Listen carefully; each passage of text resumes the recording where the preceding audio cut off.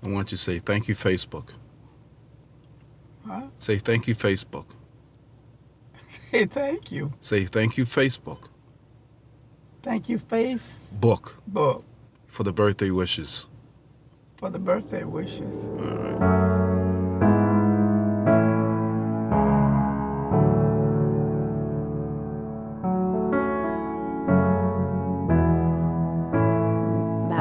My husband and I, we moved in 1977. And when did you meet Jarvis's family? When we moved in, And that was they were like 2 years before me, like 1975. I think that's what you told me, right? 71 we came in. 71? Yeah. Okay. I wish I had my daughter was like him. I'm here by myself. My husband passed away 6 years and 6 years and 8 months. And I'm here by myself. My daughter, she lives in New Jersey. But I'm just like her too. I don't want anybody in here. I try. What I can do, I do. If I can't do it, I let it stay till later. And was Jarvis's mom, was she sick for a long time? Like, was it a long process with her illness? Yes, it was.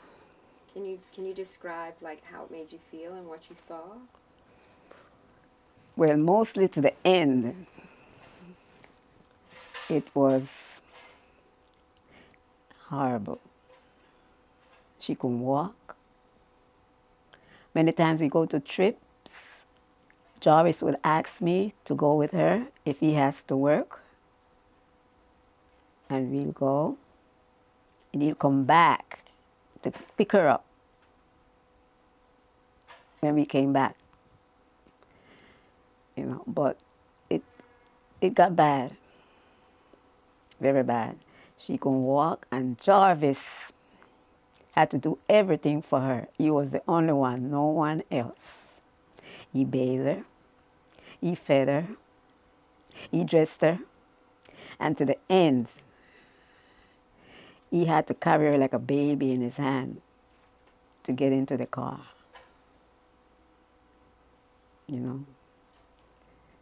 That is what made me love him more. Because he really took care of his mom. But when we get that age, I'm 83. Yeah. When we get that age, we don't want to be bothered.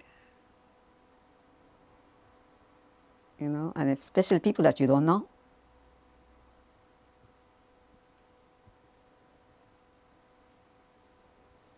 But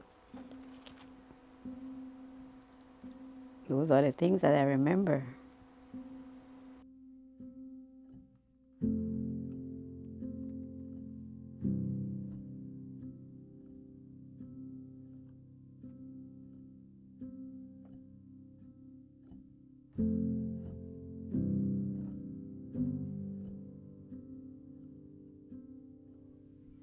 Man, well, I knew she was sick for a while. So it's hard to say when I found out she was terminally ill because you see the gradual decline of the health. Went from walking unsteady to walking with a cane, and then that's when she needed me to walk behind her to put my hand behind her when she'll walk up the steps or stay in front of her when she'll come down the steps. And then after that, she started getting more, unsteady because she had a fall when she went to Radio City Music Hall. Unfortunately, they had tickets upstairs. They don't have a lot of railing, so she fell when she was up there. She somewhat fractured her kneecap. So from that point on, her legs got really weak, and she went from using a cane to a walker. Then from the walker, I would push her, a lot of places up to SNAP, because sometimes she'll move so slow, and I would, unfortunately, I would get a little frustrated. I said, come on, we go. Sit down, I drag you up, boom, bye. And she was always in pain, her legs, her arms, I'll pick her up, put it down. She was like, oh, I'm like, what? You yelling at me? That's not true. I'm like, what? Her legs were bad. To be careful when I put it in the car, not let her leg hit the door because it was shake. She'd get paid for that. Arthritis was all over her body. And then since she didn't stop walking, blood circulation was bad in the lower part. And if you would touch her legs, it'd be like like she was a dead person. Her legs were ice cold. I mean, I'm talking cold. And she would get open sores on both her legs like this size. So the closer the sores were to her foot, the harder it would heal. So then we had to go to the vascular man or wound guy. So you look at, So I had to learn how to put ointment on the leg, cut, I think put vacitration, whatever, cut it, yellow gauze, put it down there, put the ointment, wrap it up. And that was a challenge because she went down the legs. I was healing, I don't need it on my leg, you do need it on your leg. It hurts, no, because she has to heal that way, okay? Because if it doesn't heal that way, you're gonna have to have surgery for that as well. Hey, Mom. Just say hi to Sandy. I can't hear you. Say hi to Sandy. It's a video. I'm taking a picture of you. Say hi to Sandy. How you came? To Sandy, your niece. Oh, She's been Sandy. asking about you. Oh, okay. Just say hello. Just say hello. Hello, Sandy.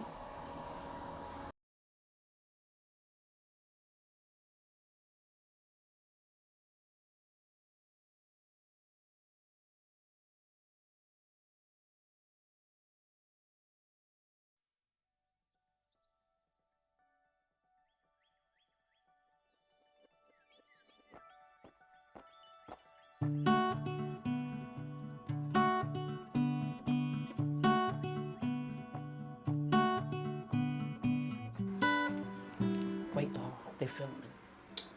What's your name? My name is Betty Gibson. I work here at SNAP Senior Center. Today we'll be talking about one of our seniors that we had here for a long time. Her name is Josephine Smith, and I think she's been here like over 20 years at SNAP. We miss her deeply. It was between her and her husband. They ran SNAP like it was their own home. Well, I'm a senior citizen at SNAP, and I met Josephine, I guess, about 12 years ago when I started. I came in to see if I could do some kind of volunteer. Josephine used to be on trip schedule where her volunteering was taking people on trips. Yes, I remember his mother was so proud of him. He was in one of the Law and Order episodes. Yes. Did you watch it? No, I never got to see it. Maybe I did and I didn't know it. I used to talk about his son Jarvis being an actor, being in Law and Order and programs like that. And she told my mother would try and find him because he only had one small scene where he was dead or something like that. To try and spot him. Yeah. I didn't know about that one. Yeah. Yeah, he used to be on Law and Order. I'm a member of SNAP, going on 4 years, 5 years. I first met Josephine Smith when I started to volunteer. I used to volunteer, I used to do the bread, volunteer for the bread. So Josie, I met her very briefly when I started working here, but when she was here, she worked a lot with our programs in terms of helping out with some of the trips. So she was always on point. She always made sure we had everything that we needed in terms of getting ready for all the trips that we had on a day-to-day basis. She's missed, very much so. Betty, please help me. Can you help me with this? Can you help me with that? What next trip are we going on? Here's information for a trip. A lovely lady. Her son was marvelous. At the end, as Josephine was getting sicker and sicker and frailer, Jarvis was there. That was her right-hand man. Whatever Jarvis wanted his mother to have, she had. I seen him many a times carrying his mother out of here in the morning to take her to dialysis or whatever doctor's appointment she needed. She cherished him. That was her baby. That was her baby. She changed. Yes, she changed. I don't think she, well, like many of us, we're not happy with the changes that we're losing parts of our bodies, and it's not always fun, you know, so you go with it, but you're not happy about it. It sometimes makes you a little bitter, which could happen. It comes out, you know. People saw it, but we understood. So some of us didn't like it, but we still understood because we may have done the same thing. I have 2 sons, and I feel very fortunate. Many of the children here don't have any idea how their parents exist. They don't know how they get food in the house because many of them can't shop anymore. But I know many of them have absolutely no idea. He was a good son, and I'm very lucky I have 2 good sons. But it's something that I think that more people need to do so that they get a chance to see their parents and a social environment. You know, a lot of seniors as they get older tend to become isolated and they stay home and they don't get the opportunity to socialize. So that's why we have a senior center for the opportunity to socialize with other people. When I had saw that she had passed, the first thing I did was go into my little cubby hole and found a beautiful card. Even though nobody could really sign it, we had it signed by staff. I believe Betty did it. And we mailed it out to her family. And I'm sure her family was really very happy about the fact that SNAP had remembered her after all this time. And I really was sorry that she had gotten so sick that she couldn't come back to us.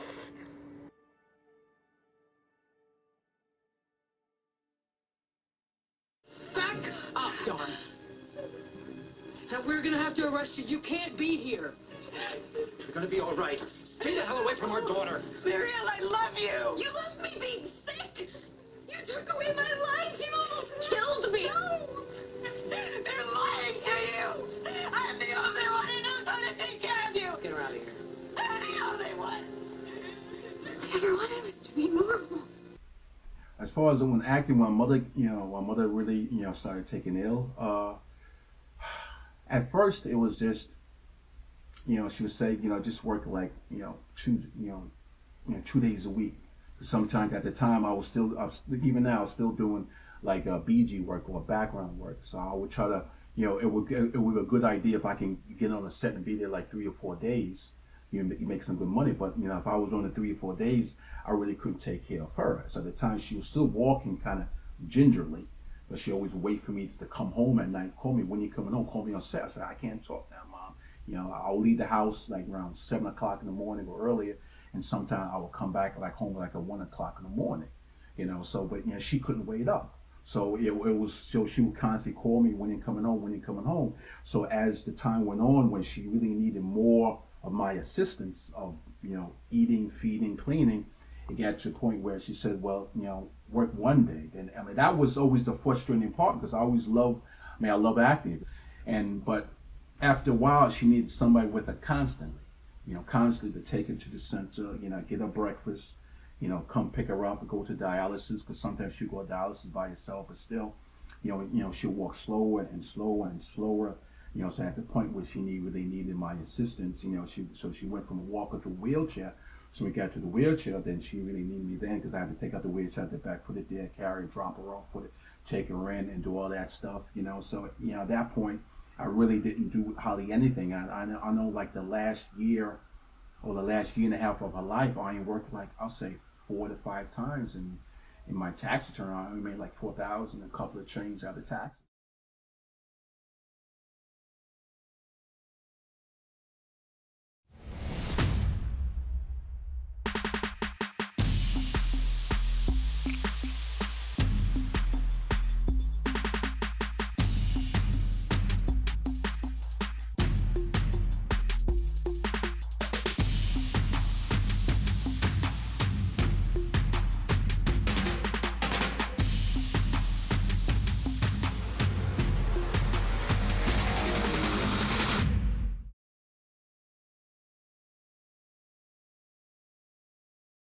let me tell you something.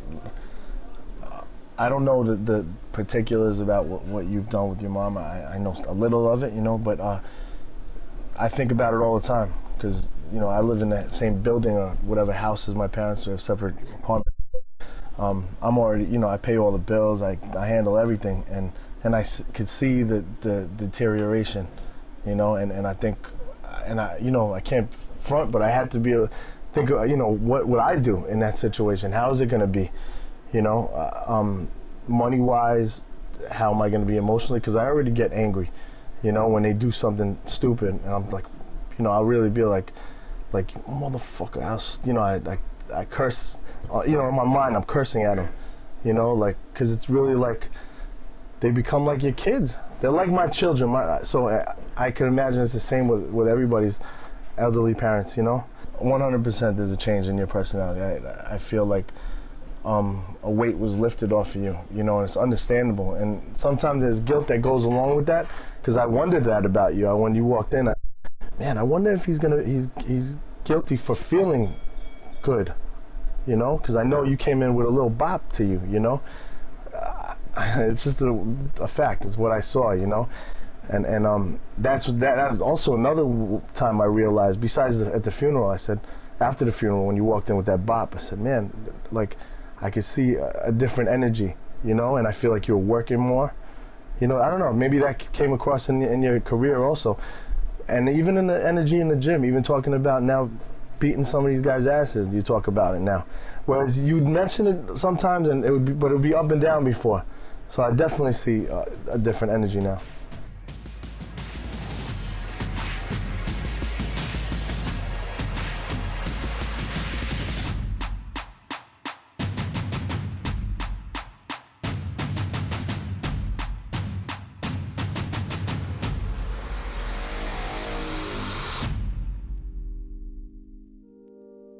You look for these little blessings in this tragic thing that's going on.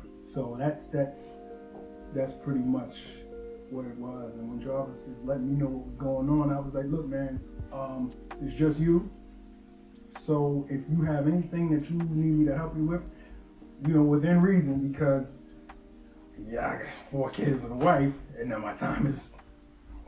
But no, I never really had to say that to him. It was just like, anything you need to just bounce off your chest, man, just do it, because it's just you. With me, it was my sister. I could do that. She understood. She was going through it with me, but it was just him by himself. So I really commended him for the way he just did things. I didn't know all the complexities of their relationship. I would hear some things, and I knew that it's the most trying thing you're ever gonna do. It's the most trying thing you're ever gonna do. So I understood where his emotional state could go, and then, so that's why I was like, whatever you need, just let me know. You need to talk about something. You feeling something that you don't think you should be feeling, let me know, because you probably should feel that and get that out, release all of that, because one thing is certain, that this person will leave. You will still be here. You're not going down with this person. So now it's next door. The neighbor, he said something very interesting about when somebody passes on, and he says they don't pass on; they pass on the knowledge and the information and the experiences to you. And I never thought of it that way. So they don't really pass away. They're here in you. And the things that you do. And one thing that I've tried to do, and I don't know if I ever really mentioned it to Jay, is that you can actively mourn. You understand? It's something, I don't know if I came up with it myself, but it's just, when you find yourself doing something that you saw your parents do, that you would never do when they were here. For me, it's digging outside and planting flowers. When Mama was here, I would not do it.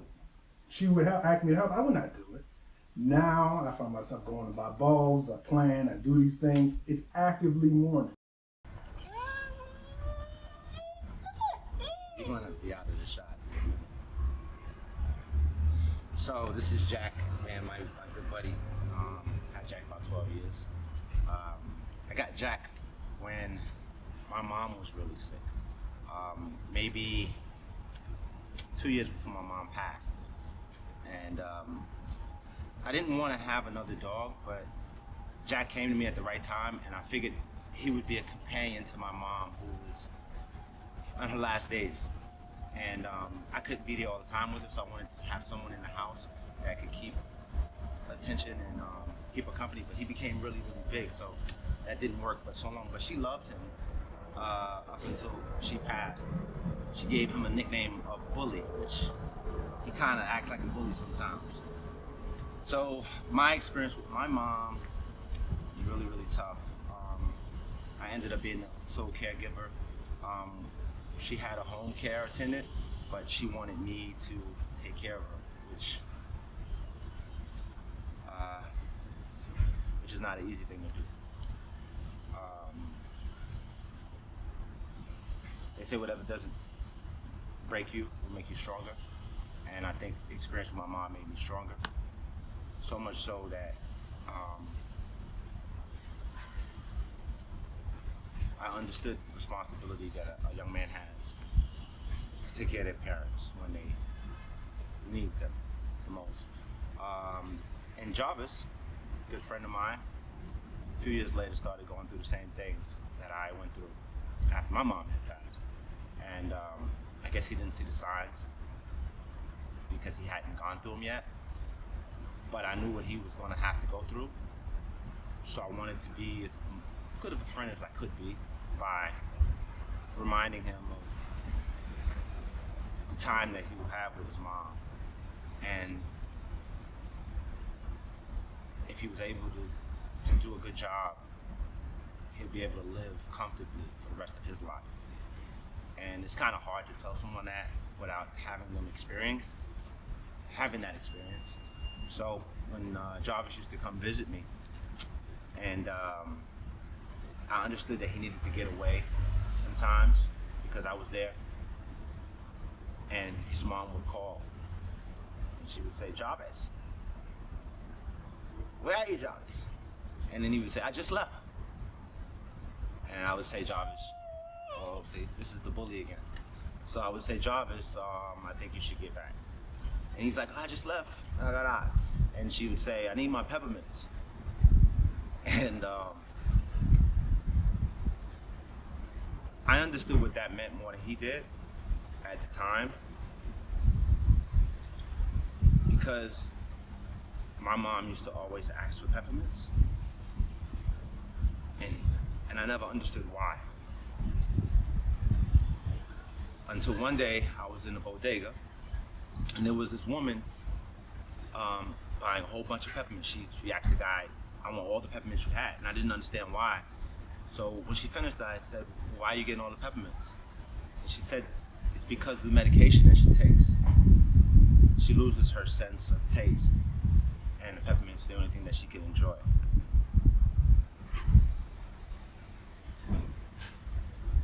So I understood at that moment what Jarvis' mom was going through as well with the peppermints, and I needed him to understand that it was important for her to have those peppermints, and it was just not like a 5-cent candy to her. It was something that brought back taste, a sense that we have. And it took a while, but he understood that it was more about him being there for his mother, and any small request that she wanted, whether it be peppermints, whether it be a back rub, whether it be a foot rub, whether it be something to eat, whether he had to clean her, which he eventually got to that stage. And I was just hoping that he would remember some of the things that I told him.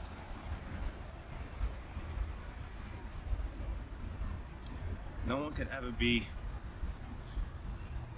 fully prepared to lose their parent. But the only thing I can say is it's the greatest responsibility and privilege you can ever have, because it will make you stronger, and you will have all the memories that you need to take you through the rest of your life. This year marks 10 years that my mom has passed, and it doesn't get any easier.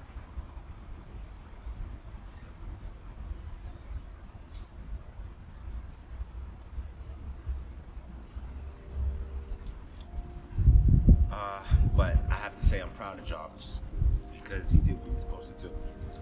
And I feel sorry that he has to leave his house that he grew up in. But I know that it's tough to see the memories every day and be reminded of his loss. But I hope that one day he can help another friend that has to go through the same thing. And he's strong enough to understand the little things, like peppermints.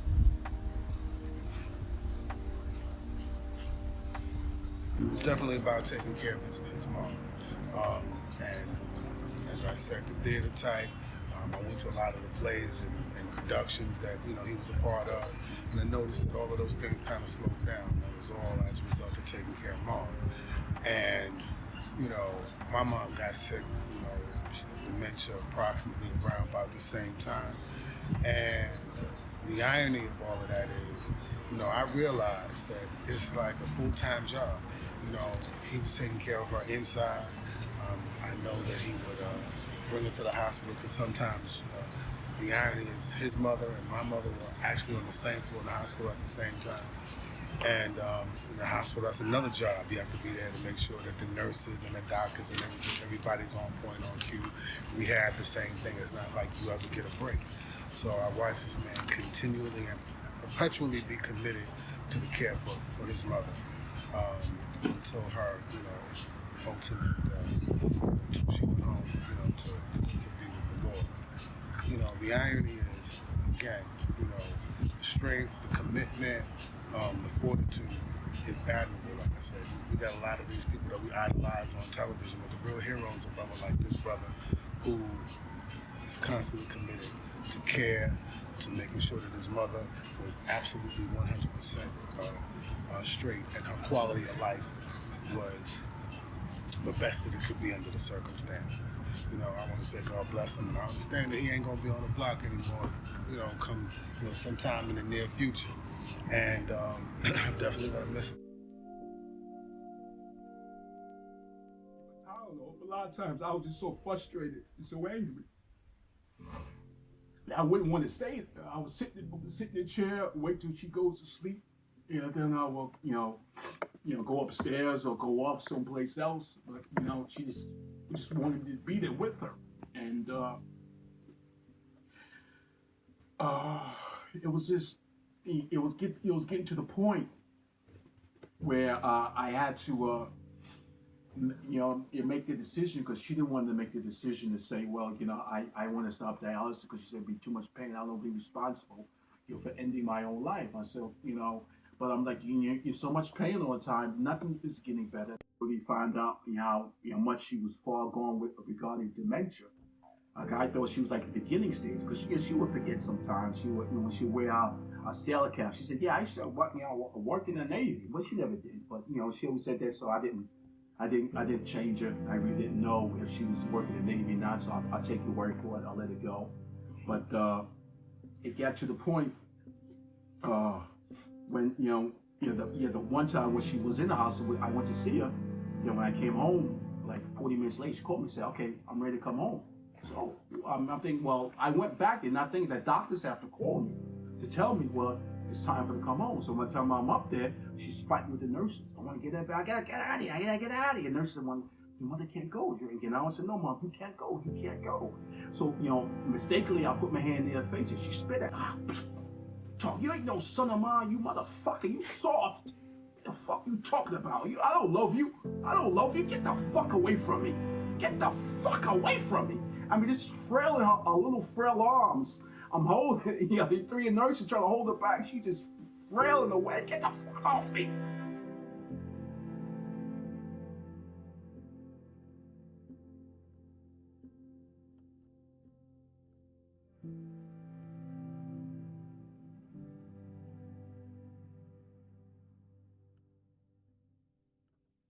Part, you know, like I said, you know, of my knowledge, you know, their marriage was happy.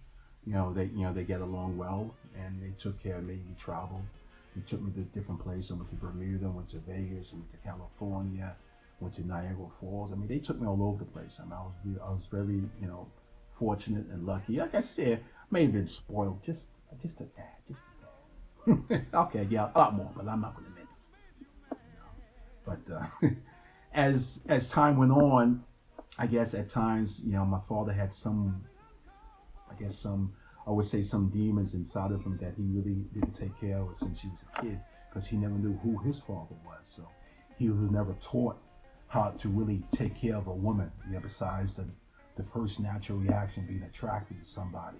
And I remember the time when I was in the kitchen, mother told me your father's leaving. And I was like, I didn't know. I put my arms around him, crying, don't go, Dad, don't go. And he pushed me off. And I gotta go. I was like, wow, for a while, and it was kind of, of course I was mad at him. He'll come back for my birthday, give me $10, like I'm doing. I don't want that shit, And that's really, I guess, what really, broke and really set my mother at that time. She started taking a lot of high blood pressure medicine, and that really started affecting her kidneys. So years later, she still was taking that, even though my father came back home. But when he first came back home, I was like, I still hated him for a long time. I just hated him. I hated him. My mother was like, don't do that because he'll leave again and all that. But then, somewhat, the feelings changed, or the roles got reversed because I forgave him. But then when she started going dialysis because of high blood pressure, she still started having ill feelings towards him. I was like, calm down, Mom. She said, no, fuck that. That motherfucker did this to me. No. I was like, and that's when they really argued and argued. But, he would say, he really couldn't say too much because he knew, what he did was wrong, and her condition was a cause of his, stepping out. Look over at the sweet times we've had. And don't you know, I'm a man and I can't be all bad. Begging you, honey. Oh. But, just trying to, thinking that, I always think, I want to get my own place and have something of my own, because I know I've inherited this house through both of my parents' hard work. I do nothing of my own to get this place, so I can't really say it is home, but it's not really mine. Everybody, you always want something of your own, that you made with your own two hands, that you earned with your own, hard work and labor. So I would like to have that, but at the moment, this is where I'm at. At the moment, the heat works, everything works. So I really don't want to, leave it if I really, really don't have to. And I know the neighborhood has changed. They got a lot of, assholes living around here now. But this is, I guess, where I want to stay deep down inside. I really don't want to leave. So it's like, it's caught between a rock and a hard place. I need to move on. Everything is all prior memories, and of her and my father and myself are still here. Still walking to the house and seeing different things, seeing her glasses, seeing her hat, or just seeing, thinking about things that I had when I was a kid, or what my mother would say to me. All those memories do keep on coming back to me, even though it's like since April, 4 or 5 months later. I'm a lot better than I was, but I'm still having bouts of depression, bouts of rejection, or just feeling inadequate, that things are not fast enough or really changing, because I figured after a while I would have more of a peace of a mind, but I still don't have a peace of mind. I still have these little bouts of loneliness, or just on insecurity of what's going to happen next, that she has moved on. Part of me feels like, there is a big weight that has been, lifted off my shoulders. I don't have to, rush home. I don't have to worry about, somebody calling me every 20 minutes. Where am I? Where I'm coming home? But at the same time, it's, I do,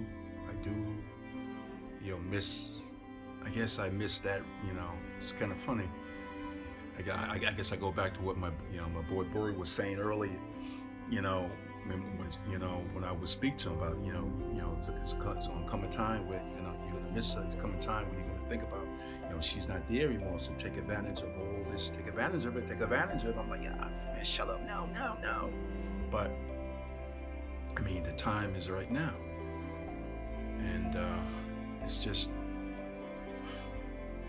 I just, wish, for like one day, she can come back and be lucid and look me in the eye and tell me, I'm so proud of you, son. I really am.